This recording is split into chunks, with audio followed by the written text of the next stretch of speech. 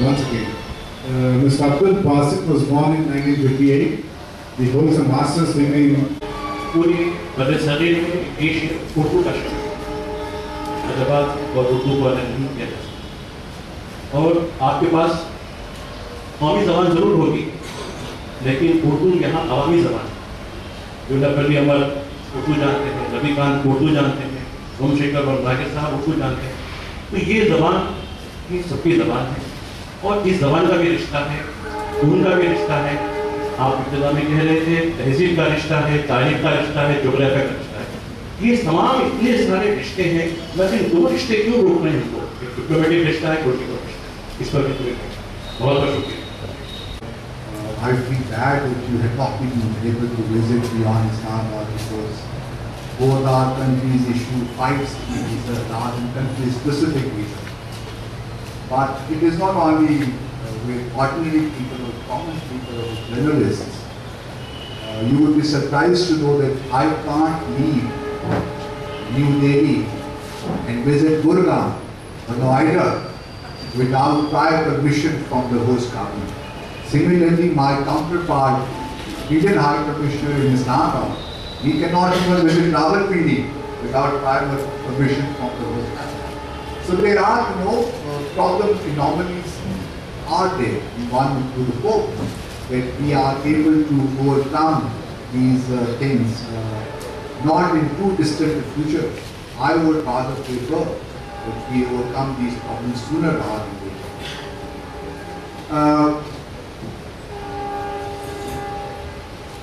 You asked about Jammu and Kashmir and as to why Pakistan-India relations are being exposed to that. My response to you would be very simple. I think both our countries do recognize that there is a problem which needs to be resolved. That's why it has been part of our dialogue process. We have in the past, we have been trying to resolve it. One would hope that this politics will go to our mutual satisfaction and resolve in a just and fair manner.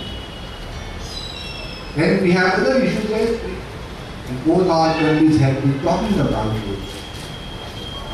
If you recall that there are 10 segments within the framework of the Composite Act, and Jammu and Kashmir is one of them. So we would not like our relationship to be kept hostage to one single issue, but we would like to talk and sincere efforts should be made to resolve it. And this is, I think, both countries need to do. You mentioned you have taken a few names. I think some of those names are irrelevant as far as I am concerned. But I can assure you that Pakistan is indeed suffering from terrorism. It is not something new. Since the Soviet occupation of Afghanistan back in 1979, Pakistan has been through very, very difficult times. No question about it. And since 9/11, not a single Pakistani was involved in that horrible incident which took place in New York. Yet Pakistan continues to suffer the brunt of the problem. And since 2004, suicide bombings in Pakistan have dragged us down in many, many ways. I mean, we have lost 55,000 innocent civilians in this war. According to World Bank report, Pakistan has incurred losses of over $1 billion in the last 12-13 years. So our losses are humongous, huge. No other country in the world than Pakistan, I think, would be more interested in dealing with this menace, this scourge. And now, as you know, that our valiant armed forces are undertaking a massive operation in North Waziristan, and we hope that this operation, we are confident rather, that this operation would be successful and would be able to cleanse that area of all militants and terrorists. I will mention one thing more, because for the last 30-35 years, because of the situation in Afghanistan, Pakistan has not been able to really realize its full potential. But we hope that as the new government has taken over in Afghanistan, President Ashraf Ghani was in Pakistan day before yesterday and yesterday on a visit to Pakistan, official visit to Pakistan, and we have had very useful discussions there. So we hope that Afghanistan is also moving towards stability and progress. And at the end of the day, Afghanistan is also part of South Asia. And if Afghanistan stabilizes, Pakistan stabilizes. And that will go to the benefit of the entire region. So let's, have a positive narrative, as I said in my introductory remarks. We talk too much about negativity, and in the process we lose sight of the positive things which are happening. So I would urge you once again, rather than looking at Pakistan through a past prism, which is no more valid, because sometimes I go through the newspapers here, I watch talk shows here, I sometimes feel my friends are talking about which Pakistan, because the Pakistan they are talking about doesn't exist. Pakistan has progressed in many ways. Today our women are in armed forces. They are flying F-16 and fighter aircraft. They are in all areas of life. We have a very vibrant civil society. You look at our media, you will be surprised to see how the media is doing. Civil society is doing, NGOs, advocacy groups. So Pakistan is a transformed country. We do have problems. I am not saying for a moment that we do not have issues. We do have issues, and this country does not. I think every country in the world, developing, least developed, all of us have problems. But I think at the end of the day, as you very rightly said, you said, all of you here agree that people on both sides of the border need a good cooperative relationship. And we should be focusing on that rather than focusing too much on negativity. That I think needs to be changed. And if we work together with a sincerity of purpose, I have not a shred of doubt in my mind that we can resolve our issue. Because no issue is beyond the problem, beyond the solution. So I'm very confident that things would change. It will take some time because we are dealing with the past, with historical issues. It will take some time, but at the end of the day, I am confident that things will change to our mutual benefit. Pakistan, since its independence, has been through many difficult phases. Now I know where are you coming from. Last May, for the first time in Pakistan's political history, one elected government handed power to another elected government. So that happened for the first time. That in itself was a major accomplishment in our context. Because democracy, is regularly taking roots in Pakistan. And democracy is not only about holding elections. It's a mindset. It's a process. It takes time. But you would be surprised, and I think you would be pleasantly surprised to know, that in the last 10 years, Pakistan has traveled, I think, 50 or 60 years of journey in 10 years. Because the way our civil society has grown, that is, at least I was not really and could not have anticipated. Now, who is ruling Pakistan? Obviously, Prime Minister Nawaz Sharif is the head of the government. He is facing challenges, no doubt.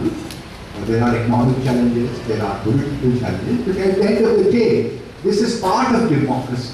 And that will further strengthen democracy in my view. So we are not worried about that. Because if some parties in the parliament, or one party in the parliament, and one party outside the parliament, if they believe that elections were rigged, but there is a procedure described, laid down in the constitution itself. and in the election processes. So I'm sure things are changing, but they are moving in the right direction. The entire parliament there's a consensus in parliament that we would not allow democracy to be derailed at the time. And you would be happy to know that all the stakeholders in Pakistan are unanimous on it. So democracy does take time to take roots. So we are very confident that we are moving in the right direction, and the way our society is, the way our people are, I have no doubt about the strengths of my country, but at the same time, we are conscious of our weaknesses as well. But we are working very hard to strengthen, to foster our democratic practices, pluralism in the country, and things are moving in the right direction. Earlier, both our countries do agree that Jammu and Kashmir is a dispute which needs to be resolved. So I would not really like to get into specifics how it can be resolved. We have been talking to each other, and let's be hopeful, because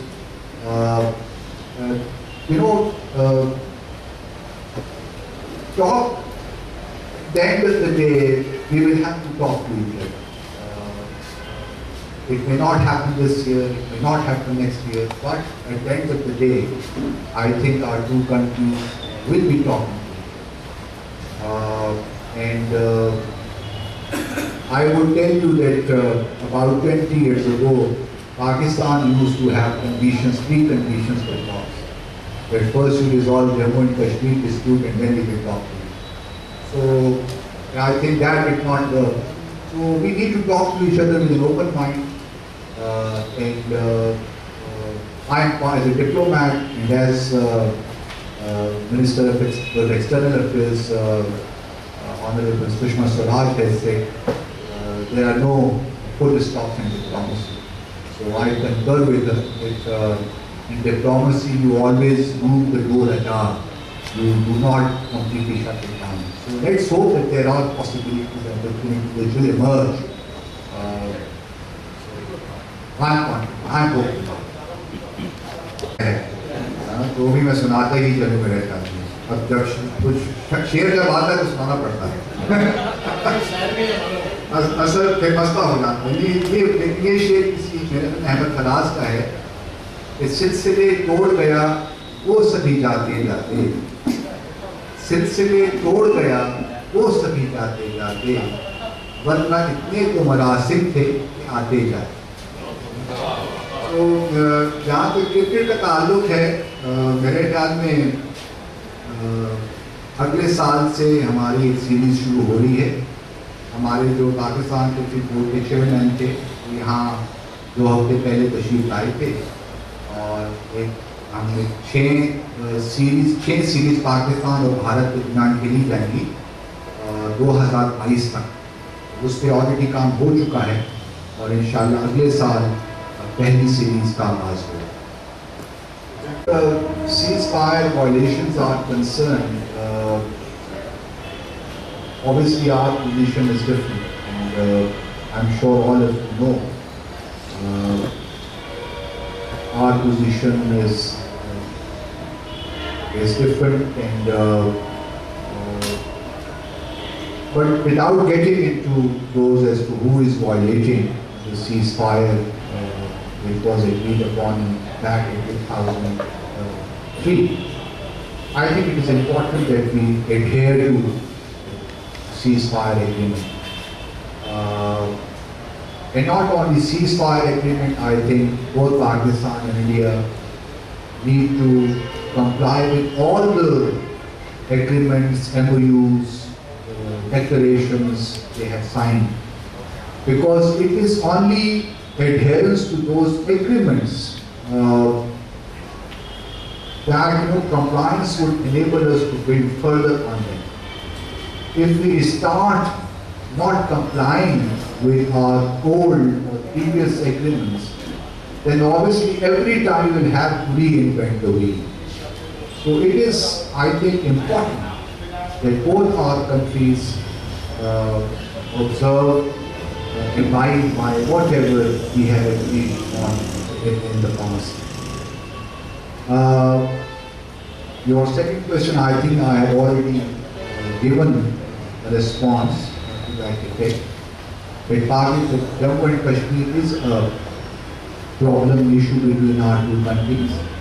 It is part of, built on the past achievements or past accomplishments and move forward. Because, peace is in our mutual interest. It's not a favor by my country to India or India favoring Pakistan. Peace is in our mutual interest. It is not only in our mutual interest, bilateral interest, but it is also in the interest of each one. So we need to work for peace and prosperity.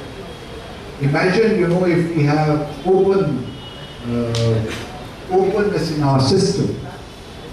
We can have gas from Turkmenistan going through Afghanistan, Pakistan and coming to India.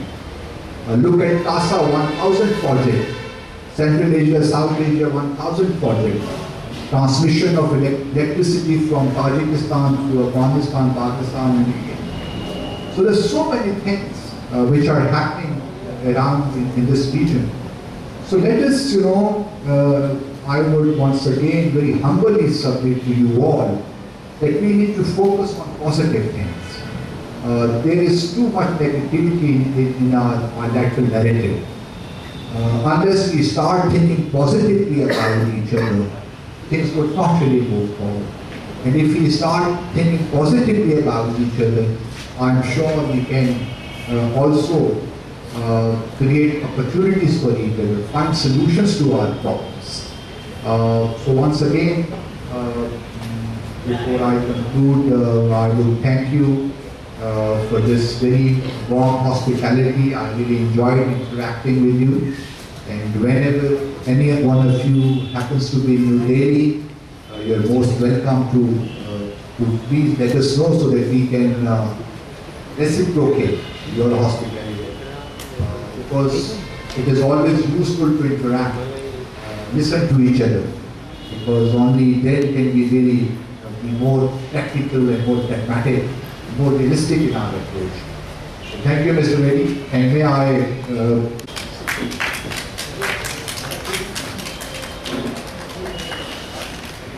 कोशिश यही होनी चाहिए कि बनते बिगड़ते नहीं रहें, सिर्फ बनते ही रहें, ये कोशिश रहनी चाहिए। और मेरे ख्याल में क्योंकि हमारे वज़ीर आज़म साहब नवाज शरीफ साहब का जो एजेंडा है वो रीजन फर्स्ट अप्रोच है और इकनॉमिक डेवलपमेंट का एजेंडा है। यहाँ भी जो प्रधानमंत्री हैं मोहतरम मोदी साहब, उनका भी एजेंडा जो है इकनॉमिक ग्रोथ है, डेवलपमेंट है। मेरे ख्याल में दोनों हुकूमतों के एजेंडाज मिलते हैं, उनमें कन्वर्जेंस है। तो कोई वजह नहीं है कि हम एक दूसरे के साथ मिलकर जो हमारे इक़्तिसादी मुआशी चैलेंजेस हैं उनका हम सही तरीके से मुकाबला न कर सकें। तो ज़रूरत इस समझ की है कि हमारे दोनों ममालिक एक दूसरे के साथ मिलकर तिजारत भी करें, इन्वेस्टमेंट्स भी करें और एक दूसरे को री-इन्फोर्स करें, कॉम्प्लीमेंट करें। ब्यूरोक्रेट्स का क्या रोल है? इसका जी ब्यूरोक्रेट्स का आप लोग का क्या रोल है? हमारा रोल तो बहुत कंस्ट्रक्टिव होना चाहिए और आज जो आप लोगों से मुलाकात हुई ये भी इसी रोल किरदार का एक हिस्सा है। और एक बात ये है कि हैदराबाद के ताल्लुक से बताइए कि आप हैदराबाद में हैं फ़िलहाल, क्या हैं? बस ये हैदराबाद के हम मेज़बानी के मज़े लूट रहे, मेहमान नवाजी के मज़े लूट रहे हैं और हैदराबाद एक बहुत ही खूबसूरत शहर है। और मैं उम्मीद करता हूँ कि अगले आने वाले दिनों में जो तेलंगाना का हैदराबाद, भारत का हैदराबाद है, उसके ताल्लुकात होंगे पाकिस्तान के हैदराबाद के साथ, सिस्टर रिलेशनशिप हम कायम कर सकेंगे। तो ये प्रपोज़ल भी एक मैंने आज डिस्कस की है, आप जो पॉलिटिकल लीडर्स यहाँ पे हैं, और मैं उम्मीद करता हूँ कि इसके भी हमें कामयाबी होगी। ओके सर, बहुत शुक्रिया।